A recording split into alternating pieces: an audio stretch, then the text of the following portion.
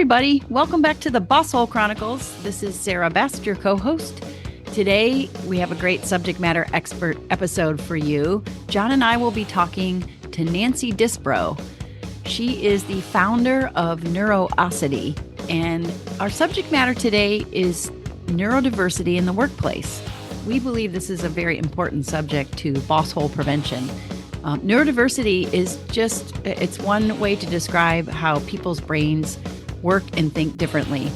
Nancy, as a former HR leader, very accomplished HR professional, has made it her business, literally, to help organizations build accommodation and capitalize on the unique ROI that comes from neurodiversity. So let's dig in. The Boss Hole Chronicles are brought to you by Real Good Ventures, a talent optimization firm helping organizations diagnose their most critical people and execution issues with world-class analytics.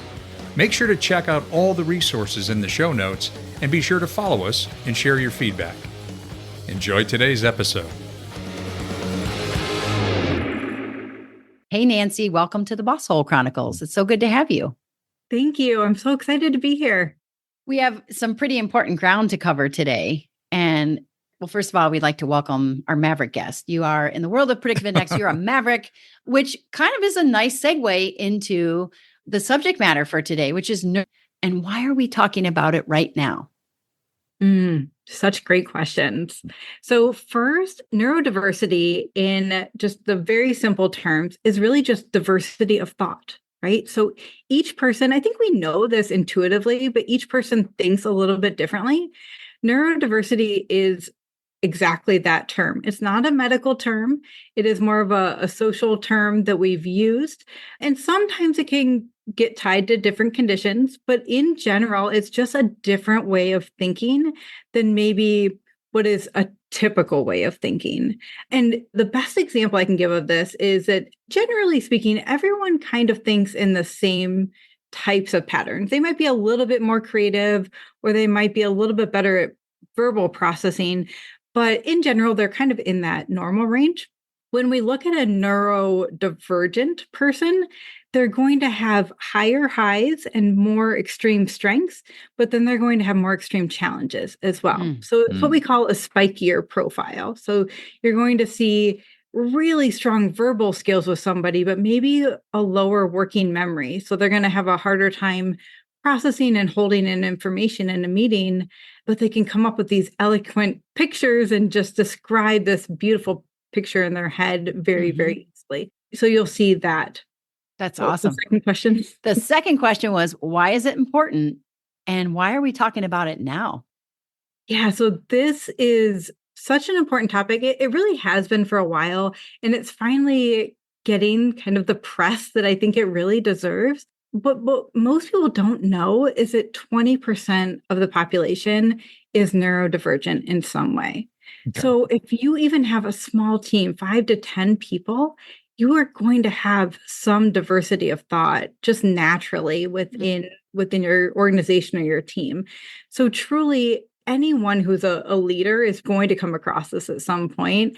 It's important, especially when we look at Gen Z even, because they're well more versed with social media on what neurodivergent skills and traits look like than former generations. So they're expecting leaders now to really understand what neurodivergent characteristics and traits look like and how to capitalize and really invest in their people to make it the best possible work environment for those. So we can stay out of the boss hole zone. There you go.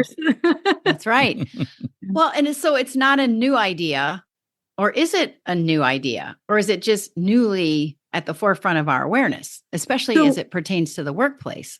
Yeah. So dyslexia, autism, ADHD, those are the 3 big ones that we really kind of know and understand. There's lots of different conditions that get tied into the neurodiversity term, but those are the 3 big ones. They've been around for decades. I mean, even, early 1900s. So it's not necessarily something new. It is much more known as far as diagnoses, and the different conditions there's more awareness around those. Especially with dyslexia and ADHD, those have been documented for early 1900s. Autism, we have seen a spike and an increase in the actual diagnoses over the last 20, 25 years. There's lots of potential reasons for that, some environmental, some more on the awareness side. So doctors know more what to look for and how to diagnose it. And we're just doing better as far as the research goes of researching men and women. The conditions look very different in men and women in many of these situations. So we're learning more about it. So there's better just understanding in general about all the conditions. What I think is fascinating about you, Nancy, is, you have come to awareness and insight of your own. That's a story we want to hear a little bit about for sure. And in your career, you've made it your business to support and develop people as an HR, a VP of HR, a consultant, a team leader. You've been focusing on these things. Now you've made it your business to help organizations really understand and master what they need to know about neurodiversity, hence the name of your organization, Neuro-osity. Tell us about that. Yeah, so the best way to do it is to tell a little bit about my story and how this came about. So growing up, I knew that I was different than other people, but I didn't know why or how. I just knew that I had to work twice as hard as every other kiddo sitting next to me in the classroom. Spelling has always been a challenge for me. Really focusing on details has always been a challenge, and just keeping my concentration into kind of a laser focus. Just really, it's taken me a lot of energy to do what other kids seem to do so easily. So fast forward into the workplace, it honestly served me really well. I was already used to working twice as hard as everyone else just to keep my head above water. So in the workplace, it was great. I worked twice as hard. Everyone thought I was a rock star and life was pretty good, right? I was getting burnt out in the process, but I didn't know that at the time. Fast forward to actually a director of HR at the time, and my daughter started to have some of the same struggles that I did. She was having trouble spelling. She was, showing signs of anxiety.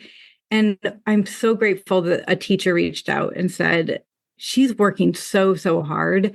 You should get her tested, because don't let anybody tell you that she's not a hard worker, but things just aren't progressing like they should. And so luckily we did. And that's a whole story in itself, but we found out she has dyslexia, dyscalculia, and ADHD. The interesting part was that when I was sitting in the psychological, evaluations, and they were reading back these notes to me, literally you could have replaced my name with her name in any one of the situations. And I'm thinking to myself, oh my gosh, like they're talking about me. Are they confused, or are we really the same type of brain? Once we got my daughter on the right track, it really kind of intensified for me to figure out, like, do I have dyslexia? Do I have ADHD? And I can tell you it was life-changing in the best way possible to figure out how my brain works. It was like this light bulb of, I'm not broken. I just see the world differently. And it explained so much. Well, Nancy, I have a quick question. So up until that point, you had not medically been diagnosed. You had coped. You had figured out your way and just thought, this is how I have to work. This is my adaptation, if you will. We talk a lot about adaptation. But up until that point, in your daughter's experience, you had not been diagnosed. No, I had joked about it, because I always transpose numbers, and I would say, oh, that's my dyslexia. And everyone would laugh, because laughing is part of my coping style. Okay. But no, I truly never actually gave it real thought that I had something different with my brain than anybody else. I never had thought about it. And the really cool part was that the more I learned, dyslexia is so hereditary. There's almost a 0% chance that a child with two parents with dyslexia doesn't get dyslexia too. I mean, it's so strong. I never knew that. Interesting. Yeah. And so then we started going back, and my father, who is a really successful business owner, has multiple patents that he's developed welding machines, was never taught how to formally weld, also dyslexic. And we, by putting all the puzzle pieces together, assumed that my grandfather as well he was very mechanical and loved to just, put everything together and could take things apart. And so it really makes sense as we look back. My sister struggled in reading in class, but was never formally diagnosed either.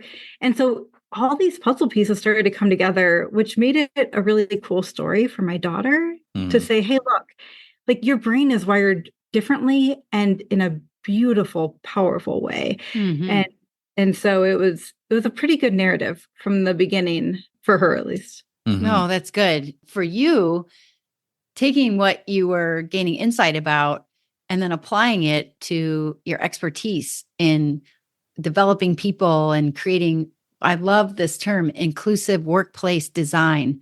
I don't want to jump too far ahead because I know there's probably a lot that happened in between there, but tell us about what are the gifts? What are the things that company owners and leaders should know and understand? And by the way, I know you're working to create awareness all over, but as it pertains to the workplace, if 20% of the population is neurodivergent, then we need to sit up in our seats and listen here. Tell us what you think. Absolutely. So looking back, the reason I was successful and I got to that VP spot before I was 40 was literally because of my brain. Every time that I would sit at a table from an HR perspective, I would see the entire business through this, but like I can describe it as like a helicopter view of the actual entire business. So I can see marketing and purchasing and finance all playing roles together in a way that most people don't necessarily see, which is a huge trait for dyslexia and really just that big picture perspective. In different situations, I would be sitting there and just come out with a crazy idea, right? Like literally everyone would sit around and be like, what, where did she come up with that? Who said that? Right? Like, who's that girl in the corner? And now I know that creativity, that innovative brain of literally, I don't even recognize that there is a box. It's just, it is a free world of never ending ideas. I like to joke that I have 3 business ideas every morning before my second cup of coffee because it just never, my brain never stops, which can be a challenge too, right? Sure. It can be, well, as you said, it's exhausting. It can be exhausting, I would think. And it can be misunderstood. I think it can be misunderstood easily by potential boss holes. John, what were you going to say? Well, and Nancy, and because again, this is really sort of leading up to the work you're doing at Neuro-osity. Did I say that correctly? At Neuro-osity. But I want to go back to something that we've been talking about for a long time, and you've heard it on the podcast, this transition from the command and control work environment, which has been prevalent for several decades, to more trust and autonomy. And this fits right in there because many of us were brought up under that framework of this is how you act in the workplace and this is the way you think, and it works within confines. You're blowing out those borders, at least in terms of what I hear you saying is that for you to be optimized, for you to really leverage this gift, these constraints need to be broken. And that's when you can really come to life. That's what I'm hearing.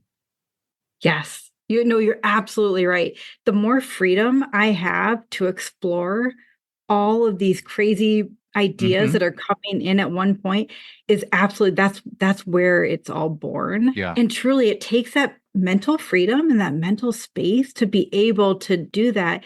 And I think at higher levels and those more strategic meetings, we do have that, right? Like you can get past that middle manager level and up into senior leadership, you've got that space to explore.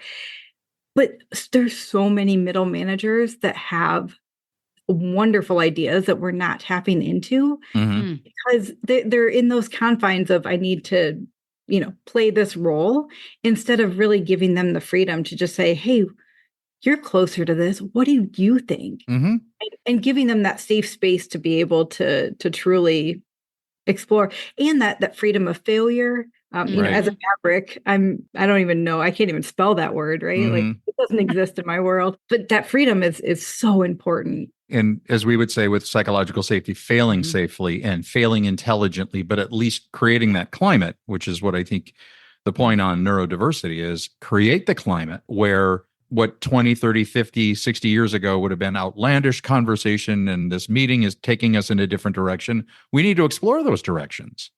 Absolutely. And to not judge. So many times I see people in meetings and they look like they're daydreaming. They are literally in the best thought of their life that could change your business if you just let them stay in that space. And even with kiddos, I say to parents all the time, if your child is just staring out the window, don't ask them what they're thinking about. Just let them go. Let them dream and explore that world out there. And I guarantee you in 3 to 5 minutes, they will come back with something you couldn't have imagined, right?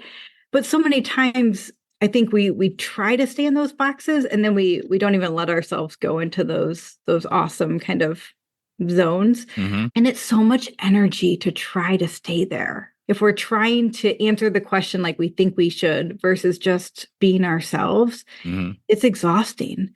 Especially people on the autism spectrum, they spend so much of their energy just trying to play the right part or answer the question as they should or keep facial expressions the way they think they should.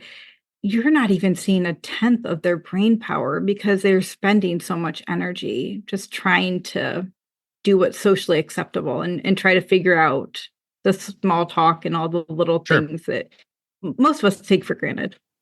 That's so powerful. I can't help but think about the leaders, the people that are not adapting their own understanding or their own style.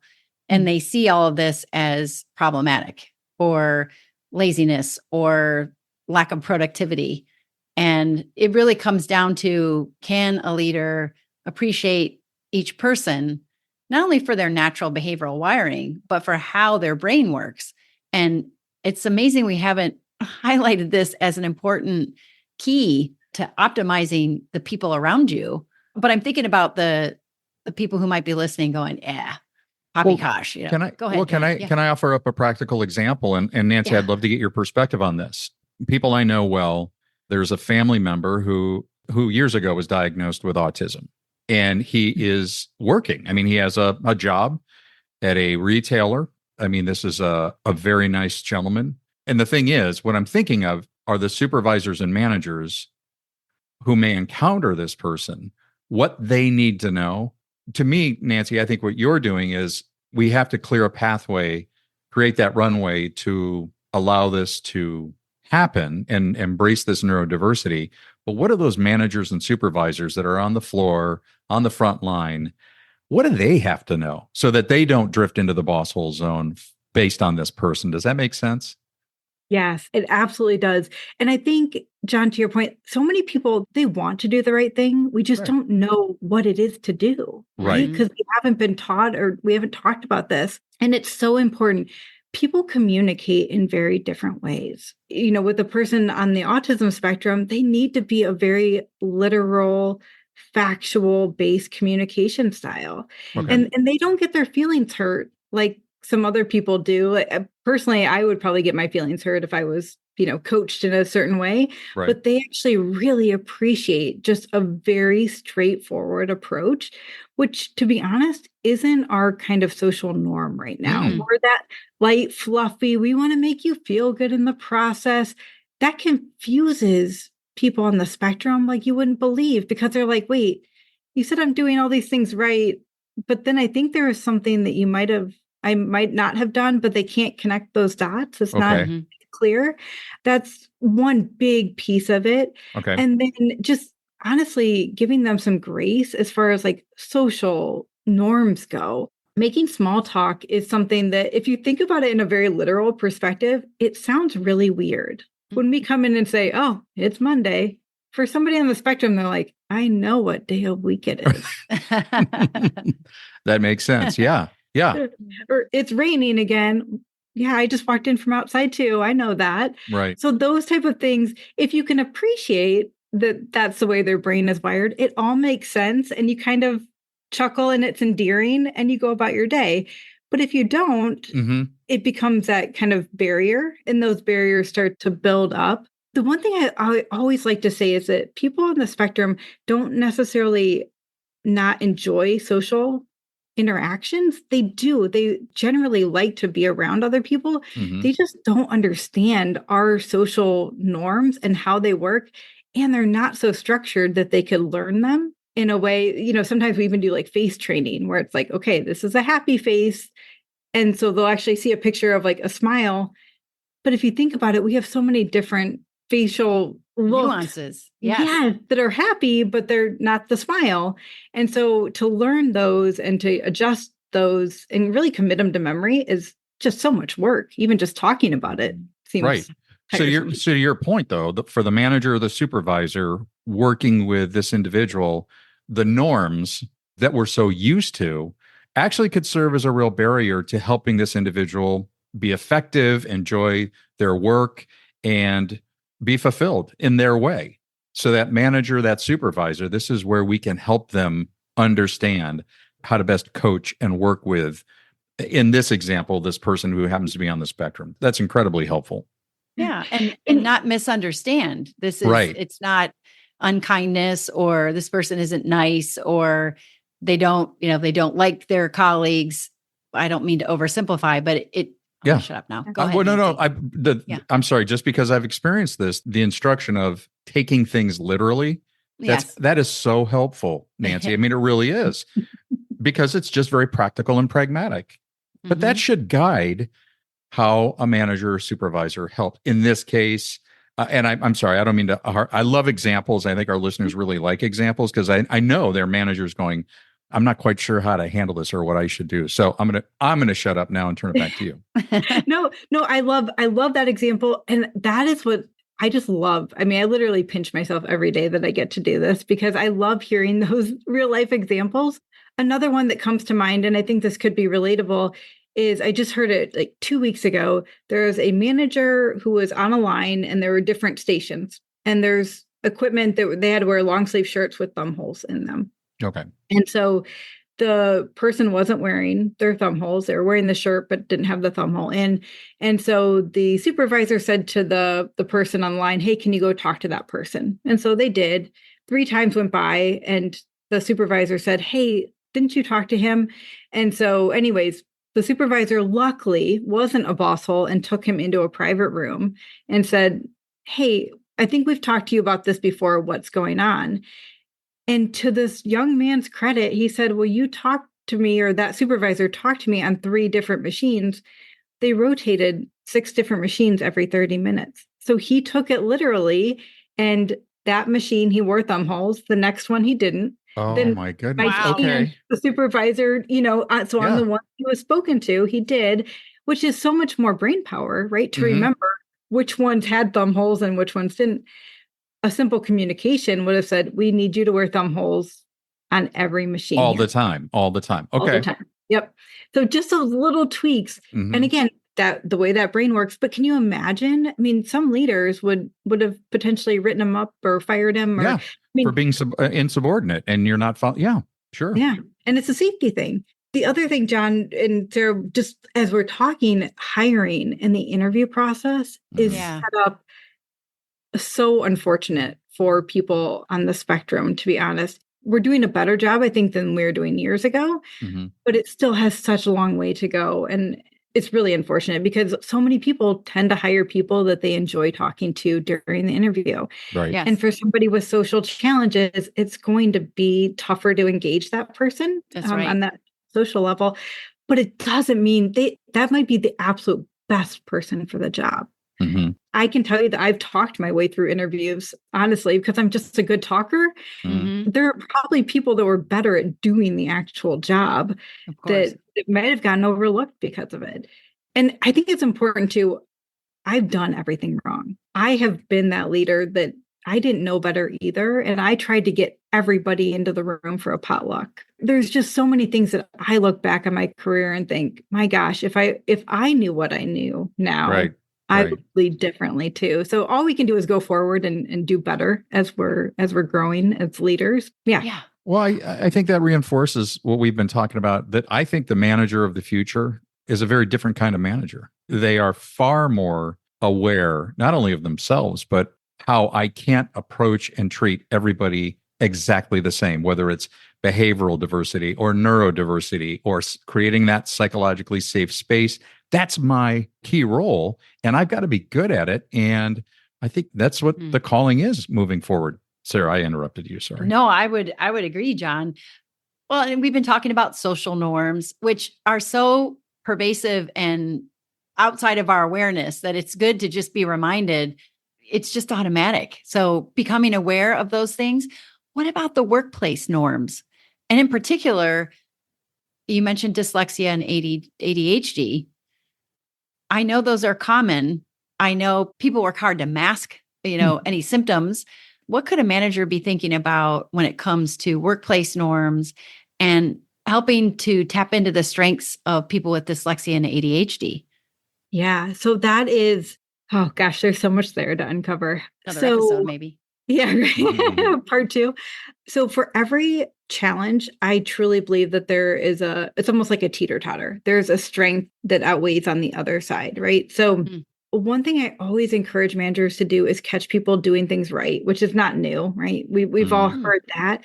But these sparks of genius where you see that one person just come up with that creative idea or find a pattern that nobody else saw, or really just get into that problem solving space or do well in a crisis. People with ADHD are phenomenal when it comes to crisis situations. They will jump in, take action, make decisions, good decisions, and it will look so easy for them.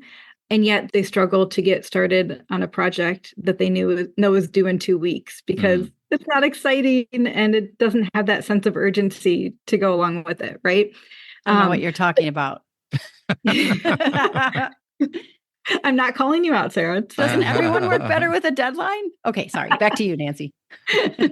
So if you know that person loves and really thrives in that crisis situation, there's a good chance that they are going to need that same sense of urgency and to build that up in a project that's not due for 2 weeks, right? So that leader can almost flip it and say, okay, how do we make this exciting today? Another thing with ADHD is if we don't see it, it doesn't exist, which my husband does not like. But I will go 8 hours without texting him because he's not in front of me, right? Like if it's not here, it's just not on my brain. But putting a whiteboard in an office is something that can be really helpful. We all have digital calendars and digital reminders, but some of us need a physical whiteboard and a calendar to see exactly what we need to do next. So when we feel ourselves kind of going and spiraling down an email rabbit hole or whatever it is, we have something visual to come right in front of us. The other thing is with dyslexia, people don't believe how bad of a speller I am until they actually see my written work. And even then, as long as it's on a computer, it's half corrected already, right? But volunteering somebody or voluntolding somebody to go to a whiteboard literally sends me back to second grade and reading in front of the class. Like it is, because you are getting my unedited version of spelling. And I can tell you so many stories about the most simple words that I've written incorrectly in front of a group of executives and just literally wanted to crawl under the table. Now, if you're sitting in that room, you wouldn't have thought that I had that much anxiety over it, but I can still tell you who was in those rooms and exactly how that felt. So to not underestimate that, but then just offer for people to do those type of things. Like if you're reading something on a screen, ask for somebody to volunteer instead of maybe reaching out to somebody and telling them. And also, if it's a spelling error, I mean, honestly, if you still understand what they're saying, just go with it. I know, we like to try to correct people. And if it's important, if it's going out to all company email, then of course. But if it's just between two internal people, it's probably not worth it to bring it up. What I love to tell leaders is that you would love to have my creativity and innovative brain, and you can easily farm out somebody spell checking my work, right? Like I can get anybody, I can get my 6th grade stepson to spell check my work. That's not a problem. But trying to get that creativeness is something that's really hard to find in a person. Right. We've got to pick our battles, and it's, especially coming to the new age of how are we going to ask better questions and problem solve and figure out these complex problems. We need these brains in our organization right now. We have the technology to spell check people's work and to do some of the more simple things that are really hard for me to do. Well, and you call that out on your website, on the assisted technology I mean, by the way, and this is in the show notes. Go check out Nancy's website. It's actually really fun. It's very cool because you have not only links to assistive technology, but products that help not only for adults, for children that you've experienced or that you would recommend that they access and can be helpful for ADHD and so forth. But you're right. If we can't, I'm sorry, I'm going off on a tangent. Because this again is kind of the grace we ought to be affording to everybody in the workplace, no matter what this is, because we shouldn't be asking them to fit into a mold. And that's what you can help organizations do, right, Nancy? I mean, you can really help them break free from that sort of command and control framework of ideas and how people think. How does an organization access? How does an organization engage you? How does it happen? Yeah. So generally it's just reaching out via my website, via email, and having a conversation. And truly, I think a lot of times people engage me and they don't know what the next step looks like. They just know that they want to do better, right? Like they're like, okay, we know we're not doing this. And truly, I think a lot of people have diversity, equity, and inclusion initiatives. Right. This really has to be a part of it. This is in your organization right now. It should be one of your ERG groups. It should be just one of those things that's in circular rotation of things talked about through leadership and management for all employees. And it's so interesting. Sometimes I'll actually go on site and do a building walkthrough, and I'll start to see different things that come through, like an operational group and how they have things set up. And that's what's helpful with the products too, is that I'm like, oh, if you guys added some simple wobble stools or some balance boards. Thanks for pointing out my products, because I've used everything. Like everything on that website is either mine or my children, but you will find everything in my house. Because and it's the same for kiddos, right? Like it is, our brains, they mature over time, but they don't necessarily change, right? So many things that work in the workplace also work for children as well in the home. Sure. Yeah. I have one other comment too I want to make, just in relationship to why this is important, and with a value of understanding and amplifying the skills and abilities of unique people who are neurodivergent. And it goes back to, John, what you said about psychological safety. In the world, in the market that we're living in the world we're living in today, innovation and agility and creativity are the things that have allowed us to excel and really traverse and succeed through very difficult times. So I don't want to underemphasize. I want to overemphasize the fact that you could be missing out in your organization. You could be missing out on what is right under your nose because people have to run ideas up the flagpole and the first person who sees it knocks it down. It's that simple, that we have to create spaces where people are invited and even rewarded for sharing ideas and speaking up and challenging the status quo. And there's just so many unique things. I just feel like we scratched the surface. We just basically, a little teeny bit here. There's so much more to cover and so much more that you do. And like John said, your website is just a wealth of ideas and resources. You do training, you do speaking, you coach. Can I ask a question about that? Coaching professionals. Do you coach leaders, managers, individuals? Tell us what that coaching process is like. So a little bit of everything. I love coaching. And actually, the majority of my clients right now are young professionals that are trying to find their footing and really trying to find that inner genius inside them and see where that kind of spark is going to go. But also with leaders. So I have a client, an attorney, who is like, I am frustrating the heck out of my team, right? Like, so he owns a practice and he's like, I'm going every which way all the time. And so it's like, okay, I get that. And we don't want to stifle that. Like, that is why he's successful and why he has this growing practice. But also, how do we supplement that, right? Like, how do we get the right people on his team? This is exactly where predictive index comes in, right? Like, we know where his strengths are. So how do we find people on his team that can support him and then give the psychological safety for those people to say, okay, Bob, you're going off on this rabbit hole. That's fine. Like, we can go there. Do you want me to do something about that? Or are we just in a brainstorming session? And have that safety net of like, I like where this is going, but do I have a to-do? Yes. Right. Right. Yeah. And that's a very fair question to ask. But when you have that freedom to do it and nobody's going to get offended by it, that totally changes the workplace. If you empower that person to say, hey, look, I'm counting on you to ask those hard questions. When I was in my last position, I told a lady on my team, hey, I will have to have you proofread everything I do. And I think she just thought I was being nice, I guess. She came to me 4 months later and said, I am so glad you told me that, because now I understand exactly what you mean. And she said, if I wouldn't have known that, I would have honestly probably judged you and thought very differently of you. Right. And unfortunately, the workplace isn't always set up for us to be that honest about dyslexia and ADHD. So when I'm coaching people, rarely do I say you should go out and tell the world about it. Unfortunately, I just don't think we're there yet. I think we'll get there and we're closer, but most people have the negative stigmas attached to it.